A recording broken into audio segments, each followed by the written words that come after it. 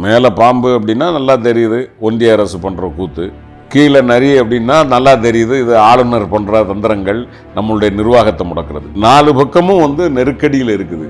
ஆனால் நாட்டை நாங்கள் நிம்மதியாக வச்சுருக்கோம். இப்போ நீங்கள் பார்த்தது 1.0, அடுத்தது 26ல் 2.0 ஆர் 2.0. 2026 வந்ததற்கு பிறகு இது போன்று இருக்காது, இன்னும் வேகமாக இருக்கும். மாண்புமிகு முதலமைச்சரை பொறுத்த வரைக்கும் இந்த ஆட்சியின் மீது எந்த விதத்திலையும் ஒரு களங்கம் இல்லாமல் மக்களுக்கு போகணும் அப்படின்னு அவர் நினைக்கிறார். அதில் தவறுதலாக கூட உண்மையான களங்கம் இல்லை என்றாலும் களங்கம் கற்பிக்கக்கூடிய வகையில் ஏதேனும் நடந்தால் கூட அதுக்கு அவர் ரெஸ்பாண்ட் பண்ணுறார். நீங்கள் பாஜக அதிமுக கூட்டணின்னு அறிவிச்சுட்டு போகிறீங்க, அடுத்தால எங்கள் ஆட்சின்னு சொல்லிடுறீங்க, இனிமே திமுகவுக்கு நாங்கள் நெருக்கடிகளை உருவாக்குவோங்கிறீங்க. அப்போ ஒரு பக்கம் இடி, ஒரு பக்கம் ஐடி, இன்னொரு பக்கம் நீதிமன்றம்ங்கிற மாதிரி இருக்குதே அப்படின்னு மக்களுக்கு சந்தேகம் வருமா வராது? அப்படின்னா இப்போ ஜெயலலிதா அம்மையார் நம்ம 2014 செப்டம்பர் 27 28 இவர் கொடுத்தாரு, மைக்கேல் டி குன்கா தீர்ப்பு கொடுத்தாரு. அந்த அம்மா அப்படியே நேரே உள்ளே போனாங்க, போயிட்டு 21 நாள் கழிச்சு திரும்ப அப்புறம் ஜாமீனில் வந்தாங்க, வந்துட்டு முதலமைச்சர் ஆனாங்களே. அப்போ முதலமைச்சரால் செய்ய முடியாததை ஒரு அமைச்சர் செய்ய முடியும் என்று நீதிமன்றம் நம்புகிறது, நாமும் நம்புவோம். கோவையில் அவ்வளோ ஒரு பிரம்மாண்டமான மக்கள் கூட்டம் வந்திருக்கு, இளைஞர்கள் எழுச்சி வந்திருக்குன்னு சொல்லி சமூக வலைதளங்கள்லாம் பார்க்கணும். நான் பேச வருங்களப்பா, அந்த கூட்டம் என்ன கூட்டம்னு நிறைய பத்திரிகைகள் ஒரு மாதிரிலாம் போட்டிருக்கு. நான் அந்த வார்த்தையை சொல்ல விரும்புகிறேன். நான் ஏன்னா இந்த எங்கேருந்து குதிச்சாங்க, எப்படி குதிச்சாங்க எல்லாம் போட்டு ஒரு மாதிரி அதுக்கு பேரே வேற மாதிரி கொடுத்துருக்காங்க. அந்த கூட்டத்துக்கு பேர் நான் சொல்ல விரும்பலை தம்பி, கடந்து போவோம். லிபர்டி தமிழ் நேயர்களுக்கு வணக்கம். இன்றைய நேர்காணலில் நாம் சந்திக்கிறப்பவர் திமுக செய்தி தொடர்பு செயலாளர் பேராசிரியர் திரு கான்ஸ்டன்டைன் ரவீந்திரன் அவர்கள். வணக்கம் சார். வணக்கம். தமிழ்நாடு அமைச்சரவை மாற்றத்திற்கு பிறகு இந்த சட்டமன்றம் கூட்டத்தில் முதலமைச்சர் ஸ்டாலின் அவர்கள் பேசியிருக்கிறாரு. மேலே பாம்பு கீழே நரிகள், அதற்கு மத்தியில் இந்த அரசு சாதனை செய்து நிதி நெருக்கடி தரலை, ஆளுநரை வச்சு நெருக்கடி கொடுக்குறாங்க, அதற்கு மத்தியில் நாங்கள் சாதனை செஞ்சுட்டு வரோம். இது வரைக்கும் நீங்கள் பார்த்தது திராவிட மாடல் அரசு தான், 2026 நீங்கள் 2.0 அரசை நீங்கள் பார்ப்பீங்க அப்படின்னு பேசியிருக்கிறாரு. அவருடைய இந்த பேச்சை நீங்கள் எப்படி சார் பார்ப்பீங்க? யதார்த்தத்தை பேசியிருக்கிறார், நம்பிக்கையோடு பேசியிருக்கிறார். நாட்டு மக்கள் மீது வைத்திருக்கிற நம்பிக்கையினுடைய விளைவு தான் அந்த வார்த்தை. அதாவது மேலே பாம்பு கீழே நரி, இன்னொன்று சொல்கிறார், ஓடினால் தடுப்பு சுவர். ஓகே, காலை வச்சு அகலி அதான் சொல்கிறேன். அந்த மாதிரி ஒரு 4 பக்கமும் நெருக்கடியில் இருக்குது. ஆனால் நாட்டை நாங்கள் நிம்மதியாக வச்சுருக்கோம். அது மேலே பாம்பு அப்படின்னா நல்லா தெரியுது ஒன்றிய அரசு பண்ணுற கூத்து, கீழே நரி அப்படின்னா நல்லா தெரியுது இது ஆளுநர் பண்ணுற தந்திரங்கள், நம்மளுடைய நிர்வாகத்தை முடக்கிறது, நிதியை முடக்குது, நிர்வாகத்தை முடக்கிறது. இதை தாண்டி இன்னும் இப்போ இந்த தடுப்பு சுவர் மாதிரி தேவையில்லாமல், அதாவது இதே இந்திய திருநாட்டில் இதே இடி வழக்கில் இதே செக்ஷன் 21 விலக்கு பெற்றிருக்கக்கூடியவர்கள், ரைட், நம்ம ஹேமந்த் சோரன் முதலமைச்சராக உட்காந்துருக்கார். அதே மாதிரி நம்ம நண்பர் அஜித் பவார் அவர் இன்னைக்கு அமைச்சராக உட்காந்துட்டு இருக்கிறார் மகாராஷ்டிரத்தில். இதை தாண்டி நவீன் சிண்டால், சுவேந்த அதிகாரி, இப்படி பல பேர் இதே செக்ஷனில் ஜாமீன் வாங்கினவங்க இருக்கிறாங்க, ரைட். இப்போ நீ மட்டும் அமைச்சராக இருக்கக்கூடாது அப்படின்னு சொல்லும்போது நான் நீதிமன்றத்தை மதிக்கிறேன், நான் சட்டத்தை படித்தவன், நான் நீதிமன்றத்தை படித்தேன். சாமானிய மக்கள் இதை பற்றி என்ன நினைப்பான்? ஏயா அவன் மட்டும் அதிகாரத்தில் உட்காரலாம், அவன் முதலமைச்சராக உட்காரலாம், ரைட். இன்னொன்று யதார்த்தத்தில் பாருங்கள், செந்தில் பாலாஜி என்கிற மனிதர் இன்றைக்கும் திமுகவின் மாவட்ட செயலாளர், இன்றைக்கும் அவர் சட்டமன்ற உறுப்பினர், கரூர் சட்டமன்ற உறுப்பினர், ரைட். அவர் அதே இயக்கம் திமுக தான் ஆட்சியில் இருக்கிறது, ரைட். ஆனால் இதெல்லாம் பயன்படுத்தி செந்தில் பாலாஜி எதுவும் தப்பு பண்ண மாட்டார், சாட்சிகளெல்லாம் கலைக்க மாட்டார். ஆனால் இவருக்கு அமைச்சர்னு ஒரு பதவி கொடுத்தா இவர் கலைச்சிடுவார், சாட்சிகளை கலைச்சிடுவார் அப்படின்னு நம்புறது இருக்குல்ல, இது யதார்த்தம் தானா அப்படின்னு நாட்டு மக்கள் சிந்திப்பாங்கல்ல. அப்போ இது யதார்த்தம் இல்லை என்று சொன்னால் மாண்புமிகு முதலமைச்சர் சொல்லுவதைப் போல வெளிப்படையான பாம்பு, வெளிப்படையான ஆளுநர் என்கிற நரி, இதை தாண்டி நியாயம் கேட்கிற இடங்களில் கூட ஒரு தடுப்பு சுவராக இருக்கிறது என்பது எது என்று நாட்டு மக்கள் புரிந்து கொள்வார், ரைட். அதனால தான் மாண்புமிகு முதலமைச்சர் சொல்கிறாரு, இப்போ நீங்கள் பார்த்தது 1.0, 2021 to 26 வந்து திராவிட மாடல் 1.0 அது 1.0. அடுத்தது 26ல் 2.0 ஆர் 2.0. அது உங்களுக்கு தெரியும், வெர்ஷன்ஸ் மாறிக்கிட்டே இருக்கும், அடுத்தடுத்த வெர்ஷன்ஸ்.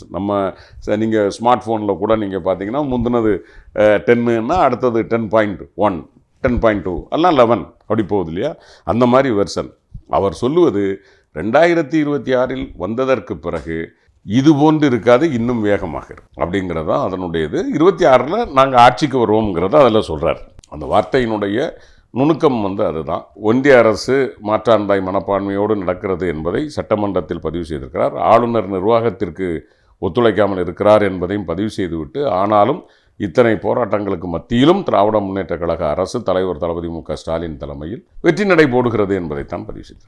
இல்லை, முதல்வர் பேசுகிறது ஒரு மாதிரி இருக்குது, ஆனால் இப்போ எதிர்க்கட்சிகளுடைய விமர்சனம் வேறு மாதிரி இருக்கு இல்லையா? அதாவது தொடர்ச்சியாக திமுக மக்களின் நம்பிக்கை இழந்து கொண்டே வருது, பல்வேறு விமர்சனங்கள் வர்றாங்க. அதனால தான் இந்த அமைச்சரவை மாற்றம் கூட பல்வேறு சலசலப்பை உண்டாக்கியிருக்கு. எதிர்க்கட்சிகளுடைய அழுத்தத்தின் காரணமாக, நீதிமன்றத்தினுடைய அழுத்தத்தின் காரணமாக முக்கியமான அமைச்சர்களை வந்து பதவி நீக்கம் செய்ய வேண்டிய, ராஜினாமா செய்யக்கூடிய சூழலுக்கு தள்ளப்படுது திமுக. ஒரு பின்னடைவை சந்திக்குது திமுக.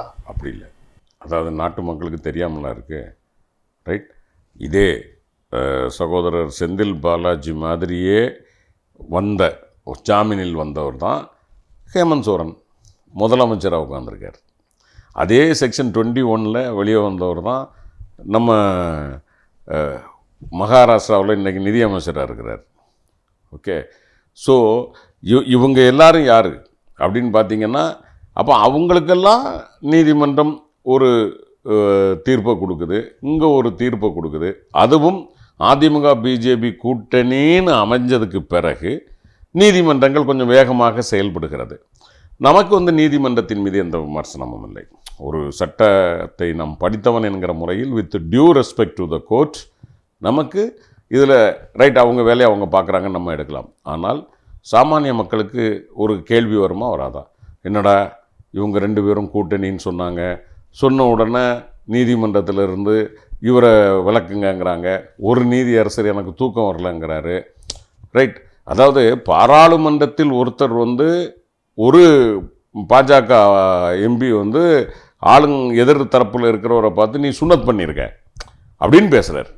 ரைட், அப்போல்லாம் வந்து நம்ம நீதியரசர்களுக்கு வந்து அந்த பாராளுமன்றம் உள்ள பெருசாக இருக்குல்ல, 543 பேர் உட்கார்ந்துருக்கிறாங்க. அதனால் அது வந்து ஒரு தூக்கம் வராமல் ஆக்காமல் இருந்திருக்கலாம். ஆனால் இது 234 பேர் தானே இருக்கிறோம், அதனால் ஒரு புழுக்கம் இருந்திருக்கலாம். ஆனால் நம்ம என்ன சொல்கிறோம் அப்படின்னா, சாமானிய மக்கள் இதை எப்படி பார்ப்பாங்க?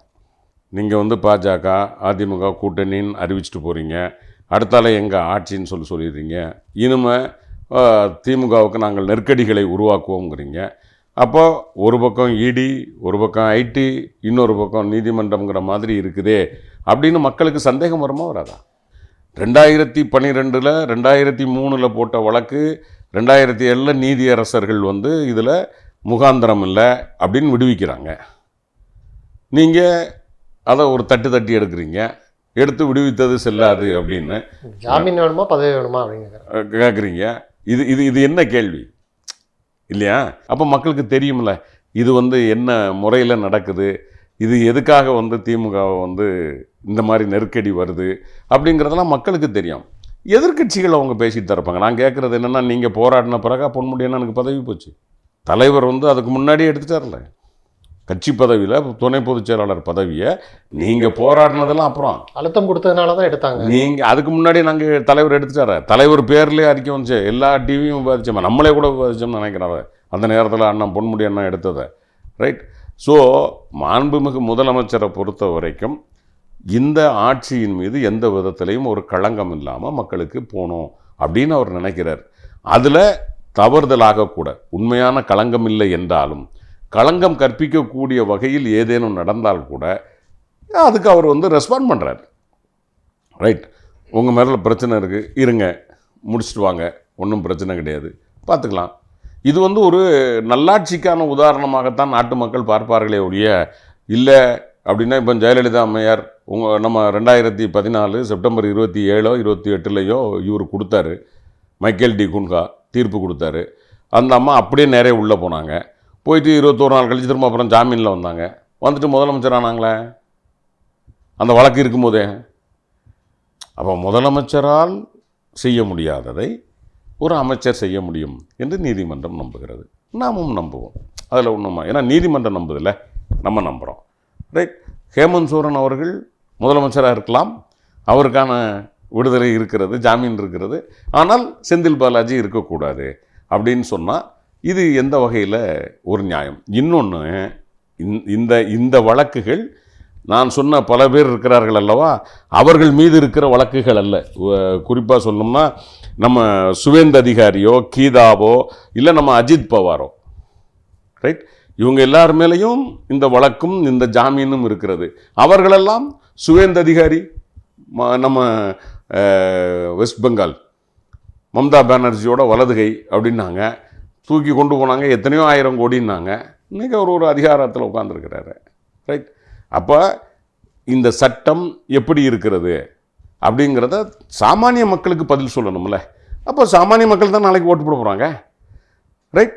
அதனால் நாங்கள் என்ன சொல்கிறோம், நீங்கள் எங்களை தலைவர் சொன்னதை போல் நடுவில் மட்டும்னு இல்லை, இடையிலையும் முடிஞ்ச வரைக்கும் நீங்கள் குடைச்சல் கொடுக்குறீங்க. ஆனாலும் மாண்புமிகு முதலமைச்சர் இந்த சூழ்நிலையிலையும் மக்களுக்கு ஒரு திட்டங்களை அறிவிச்சிருக்காரா இல்லையா? அரசு ஊழியர்களுக்கு அறிவிப்பு நேற்று பாராட்டத்தக்க வகையில் வந்திருக்கா இல்லையா? ரைட். கவலைப்படலை, மக்கள் இருக்காங்க. திமுகக்குள்ளேயே இது ஒரு பின்னடைவை ஏற்படுத்தும். ஏன்னா முக்கியமான பொறுப்பு இருக்கக்கூடிய முக்கிய நிர்வாகிகள் மீது நடவடிக்கை எடுக்கும் பொழுது கட்சிக்குள்ளே அது ஒரு பிளவை ஏற்படுத்தும், ஒரு பின்னடைவை ஏற்படுத்தும்னு சொல்கிறாங்கல்ல. அப்படியெல்லாம் ஒன்றும் கிடையாது. அப்படியெல்லாம் ஒருபோதும் திமுகவில் வந்து இவர் இதெல்லாம் கிடையவே கிடையாது. இங்கே வந்து என்னென்னா, திமுக காரர்களாக நாங்கள் போராடுகிறோம். எங்களில் ஒருவர் தான் அவர். நாங்கள் வந்து செந்தில் பாலாஜி அவர்களோ இல்லை அண்ணன் பொன்முடி அவர்களோ இல்லை ஏனைய அமைச்சர்கள், இப்போ ஒரு 4 அமைச்சர்கள் மீதான வழக்குகள் தூசு நாங்கள் வந்து இல்லை நீங்கள் விடுவிச்சது செல்லாது 6 மாதத்துக்குள்ளே கொடுக்கணும்னு சொல்லியிருக்கிறவங்களோ நாங்களும் அவர்களும் வேறு இல்லை. அப்போ அவங்க கூட தான் நாங்கள் நிற்கிறோம். எங்களுக்கு அதில் வந்து எந்த மாற்று கருத்தும் இல்லை. ஆனால் அவரை வந்து ஒரு அமைச்சருங்கிற முறையில், முன்னாள் அமைச்சர், இப்போதைக்கும் அவர் அமைச்சராக இருக்கிறார்கள், ஆனால் நீதிமன்றம் சொல்லியிருப்பதால் நாங்கள் வந்து இது பண்ணுறோமே ஒழிய திமுகவுக்குள்ளே என்ன குழப்பம் இருக்கும்? அந்த வழக்குகள் எல்லாமே திமுக வழக்கறிஞர்கள் போராடி ஜெயித்தது தான். திமுக வழக்கறிஞர்கள் தான் இப்பவும் போராடிக்கிட்டு இருக்காங்க. அதனால் வந்து கட்சிக்குள்ளே என்ன வரப்போகுது? நாம் கட்சிக்காரங்க யாரும் போய் கம்ப்ளைண்ட் பண்ணாங்களா? அப்படி ஒன்றும் கிடையாது. அதனால் அதெல்லாம் சும்மா கட்சிக்குள்ளே வரும் போகும்னு சொல்லுவாங்க. அது அவங்க ஆசை. நடக்கக்கூடிய நிகழ்வுகள் வந்து திமுக மீது மக்கள் நம்பிக்கை இழக்கிறாங்க. அது மட்டுமல்ல, இந்து விரோதமாக செயல்படக்கூடிய யாருமே இனி வெளிப்படையாக பேச முடியாது, சமூக வலைதளங்கள்லாம் இருக்குது. அதனால் வந்து சும்மா பேசிட்டு கடந்து போக முடியாதுன்னு வானே சீனிவாசன் சொல்கிறாங்க. சமூக ஊடகம் அதெல்லாம் நாங்கள் என்ன இதுக்கு முன்னாடி நாங்கள் இந்து விரோதமாக நாங்கள் பேசிகிட்டு இருந்தோமா என்ன? இந்துக்களுக்கு 90% இந்துக்களுக்கு நாங்கள் தான் பாதுகாப்பு. கல்வி இந்த பிசி எம்பிசி எஸ்சின்னு சொல்கிறோமே, இந்த இந்துக்களுக்கு இல்லாமல் இருந்தது. யார் கொடுத்தது? யார் கொண்டு வந்து கொடுத்தது? முதல்ல 1921 இந்த கல்வி பொது பட்டியலுக்கு கொண்டு வரணும்னு பொதுவில் வந்து எல்லாருக்கும் கொடுத்தது யார்? இதில் கஷ்டப்பட்டவனை தூக்கி முன்னுக்கு நிறுத்தணும்னு இடஒதுக்கீடு கொடுத்தது யார்? அப்போ இன்னைக்கு வரைக்கும், ரைட், பெண்களுக்கு சம உரிமை கொடுத்து இன்றைக்கும் தலைவருடைய திட்டங்களில் பெரும்பான்மையான திட்டங்கள் ஐக்கிய நாடுகள் சபையில் விவாதிக்கப்படுகிறது. பெண்களினுடைய சமூக விடுதலைக்கு இந்த திட்டங்கள் எவ்வளவு தூரம் பயன்படுது அப்படின்னு. அப்போ இவ்வளவும் செஞ்சது திமுக. ஆனால் இது இவ்வளத்தையும் செய்ய வேணுங்கிற சூழ்நிலையை உருவாக்குனது யார்? பாஜக. அப்போ நீங்கள் இந்துக்கள் விரோதியா, நாங்கள் இந்துக்களின் விரோதியா? நீங்கள் ஒரு குறிப்பிட்ட உயர்ஜாதி வர்க்கத்திற்கான இந்துக்களுக்காக நீங்கள் போராடுறீங்க, நாங்கள் தாழ்த்தப்பட்ட பிற்படுத்தப்பட்ட மிகவும் பிற்படுத்தப்பட்ட இந்துக்களுக்காக போராடுகிறோம். இந்து என்பது யார்? நீங்கள் பேசுகிற இந்துத்துவா எது? நாங்கள் பேசுகிற இந்துத்துவம் எது? எங்களுக்கு வந்து எங்களுடைய சைவ மதம் சொன்னது தான், அதை தான் அண்ணா எடுத்து எங்களுக்கு சொன்னார். ஒன்றே குலம் ஒருவனே தேவன், முடிஞ்சது. இதுதான் திமுக. என்னைக்கு திமுக வந்து இந்துக்களுக்கு எதிராக இருந்தது? ஒன்றும் கிடையாது. அது சும்மா அவங்க வந்து தேர்தல் வருது, இப்போ ஏதோ ஒரு வகையில் திமுகவை டிகிரேட் பண்ண முடியுமான்னு பார்க்குறாங்க. நடக்காது. மக்கள் இன்றைக்கி வேறு விதத்தில் இருக்கிறாங்க. இப்போ கள்ளக்குறிச்சி பக்கத்தில் அந்த ரிஷிவந்தியத்தில் திமுக கூட்டத்தில் ஒரு மதுபானம் பரிமாறப்பட்டதாக ஒரு ஃபோட்டோ வந்து ஒரு பெரிய விவாதத்தை கிளப்பிச்சு. எடப்பாடி பழனிசாமி சொல்கிறாரு, தயவு செய்து அந்த போதையின் பக்கம் மக்களை கொண்டு போகாதீங்க, இந்த போதை இது ஒழியணும்னா அந்த ஸ்டாலின் மாடல் அரசு வீழணும் அப்படின்னு சொல்லி அவர் சொல்கிறாரு. இல்லை, அது நான் என்ன கேட்குறேன், அதுக்கு தான் நேற்றே மாண்புமிகு முதலமைச்சர் பதில் சொன்னார். உங்களை மாதிரி குட்காவுக்கு விற்கிறதுக்கு கமிஷன் வாங்கினானா யாராவது ஒரு அமைச்சர்? உங்கள் அமைச்சர் தான் முதல்ல இந்திய நாட்டிலேயே குட்கா விற்கிறதுக்கு கமிஷன் வாங்கினது. குட்கா பாஸ்கர், விஜயபாஸ்கர்னு அவருக்கு பேர். உங்கள் ஆட்சியில் தான் கமிஷன் வாங்கினதாக ரிப்போர்ட் இருக்குது. உங்கள் ஆட்சியில் தான் டிஜிபிக்கும் அதில் சம்மந்தம் இருக்குமோங்கிற கேள்வி இருக்குது. ரைட், விற்றது பூரா நீங்கள் உண்டாக்கி விட்டு போயிட்டீங்க. அதை பூரா இப்போ நாங்கள் சுமந்துக்கிட்டு இருக்கோம், வேறு ஒன்றும் கிடையாது. அது அதிமுக ஆட்சியில் தான் எல்லாம் தாறுமாறாக ஓடிச்சு. அதை அன்னைக்கு அவர் செந்தில் பாலாஜி அழகாக சொன்னார், நீங்கள் 10 ரூபான்னு எங்களை சொல்லிக்கிட்டு இருந்தீங்க. உங்கள் ஆட்சியில் இந்த 10 ரூபா அதிகமாக விற்ற வழக்கு 15,000 வழக்கு தம்பி சட்டமன்றத்தில் பதிவு செஞ்சுருக்காரு வித் எவிடன்சஸ். நீங்கள் 10 ரூபான்னு எங்களை கேலி பேசிக்கிட்டு இருந்தீங்க. ஆனால் 15,000 வழக்குகள் 10 ரூபா இதுன்னு போட்டு ஏறத்தாழ 14.59 கோடி ரூபா அவங்ககிட்டருந்து திரும்ப ரீகலெக்ட் பண்ணி கஜானாவில் சேர்க்கப்பட்டிருக்கு. எங்கள் இதில் அந்தளவுக்கு ஒன்றும் நடக்கலை. ஆனால் நீங்கள் அதை ஒரு பெருசாக காமிச்சிட்டு இருக்கிறீங்க. அப்படி தான் இதுவும் எங்களுக்கு அதை ஒரு ஃபோட்டோ எடுத்து யாரோ போட்டிருக்காங்க. அது மாவட்ட செயலாளரிடமும் சட்டமன்ற உறுப்பினர் அவரிடமும் கேட்கப்பட்டது. அவங்க சாப்பாடு பிரியாணியை கொடுத்துட்டு வந்துட்டாங்க. இவன் எவனோ ஒரு 3 பேர் உட்காந்துக்கிட்டு ஃபோட்டோ எடுத்து அந்த ஃபேஸ்புக்கில் போடுறதுக்கு வச்சுட்டு போட்டிருக்கான். நடவடிக்கை எடுக்கப்படும், அது வேறு. ஆனால் அதுக்கு நீங்கள் உடனே நாங்கள் வாங்கி கொடுத்த மாதிரியும் நாங்கள் பண்ண மாதிரியும் பேசினா அது என்ன அர்த்தம் இல்லாத வேலை. அவன் பண்ணியிருக்கிறான் அப்படின்னா அவன் மேலே தான். அது ஒரு தனி மனித நடவடிக்கை. அது கட்சியோட நடவடிக்கையோ கட்சி நிர்வாகிகளோட நடவடிக்கையோ கிடையாது. விளக்கம் கொடுத்து அதை பத்திரிகைகள் இன்றைக்கி வெளியிட்டிருக்கு. பல பத்திரிகைகளில் அவங்க கூப்பிட்டு கேட்டிருக்காங்க என்ன நடந்துருச்சு அப்படின்னு சொல்லி. நீங்கள் பாருங்கள், நாங்கள் அதுவும் நார்மலாக எல்லாருக்கும் கூப்பிட்றது தான். ஒரு செயல் வீரர்கள் கூட்டம் நடந்தால் சாப்பாடு கொடுக்குறது அப்படிங்கிறது. மற்றபடி எங்களுக்கும் அதுக்கும் கட்சிக்கும் அதுக்கும் சம்மந்தம் இல்லை. அப்புறம் என்ன? இப்போ கோவையில் தாவேக்காவுடைய அந்த பூத் கமிட்டி மாநாடு நடந்துச்சு. அதில் பல்வேறு விஷயங்களை விஜய் பேசினார். நாங்கள் சமரசமே இருக்காது, எந்த எல்லைக்கும் மக்களுக்காக செல்ல தயார் அப்படின்னு பேசினார். ஒரு ஆதவ அர்ஜுனா சொல்கிறாரு, இந்த அமைச்சர்கள் இப்போ பதவி நீக்கப்பட்டு வேறு அமைச்சர்கள் வந்திருக்கிறாங்க, இன்னும் 3-4 அமைச்சர்கள் நீதிமன்றத்தின் தீர்ப்புப்படி பதவி விலகு வாங்கக்கூடிய சீக்கிரமே அப்படிங்கிறாரு. அவருடைய விமர்சனத்தை எப்படி பார்க்குறீங்க? அதை புறந்தள்ளிட்டு போயிட்டே இருக்கும். இது ஒரு பெரிய விஷயம்லாங்க. இது சும்மா போனதுக்கு எதையாவது பேசணுமே அப்படின்னு சொல்லி பேசிட்டு போகிறோம். அதாவது ஒரு வெயிட் இல்லாத அல்லது ஓரளவுக்கு மதிக்கத்தக்க வகையில் இல்லாமல் சும்மா பேசுகிறதுக்கெல்லாம் நம்ம பதில் பேசிகிட்டு இருக்கிறது வேஸ்ட். எங்களை பொறுத்த வரைக்கும் மாண்புமிகு முதலமைச்சர் இது தெரிஞ்சு. இப்போ நான் ஒன்று கேட்குறேன், கோவையில் அவ்வளோ ஒரு பிரம்மாண்டமான மக்கள் கூட்டம் வந்திருக்கு, இளைஞர்கள் எழுச்சி வந்திருக்குன்னு சொல்லி சமூக வலைதளங்கள்லாம் பார்க்கணும். நான் பேச விரும்பலப்பா. அந்த கூட்டம் என்ன கூட்டம்னு நிறைய பத்திரிகைகள் ஒரு மாதிரிலாம் போட்டிருக்கு. நான் அந்த வார்த்தையை சொல்ல விரும்புகிறேன். நான் ஏன்னா கட்சி தொண்டர்கள் மீது, எந்த கட்சி தொண்டர்கள் மீதும் நான் ஒரு மரியாதை உண்டு எனக்கு. அது பாஜக தொண்டர்கள் மீது கூட எனக்கு மரியாதை உண்டு. ரைட், நிர்வாகிகள் பண்ணுற தப்புக்கு நம்ம தொண்டர்களை சொல்ல முடியாது. அதை மாதிரி தான் இப்போ எங்கேருந்து குதிச்சாங்க, எப்படி குதிச்சாங்க எல்லாம் போட்டு ஒரு மாதிரி அதுக்கு பேரே வேறு மாதிரி கொடுத்துருக்காங்க. அந்த கூட்டத்துக்கு பேர் நான் சொல்ல விரும்பலை தம்பி, கடந்து போவோம். நன்றி சார், நிறைய தகவல்களை நேயர்களுக்கு சொல்லியிருக்கீங்க. உங்களுடைய நேரத்துக்கு மிக்க நன்றி. மிக்க நன்றி. உங்களுக்கும் லிபர்ட்டி சமூக ஊடக நேயர்களுக்கும் மனமார்ந்த வாழ்த்துக்கள்.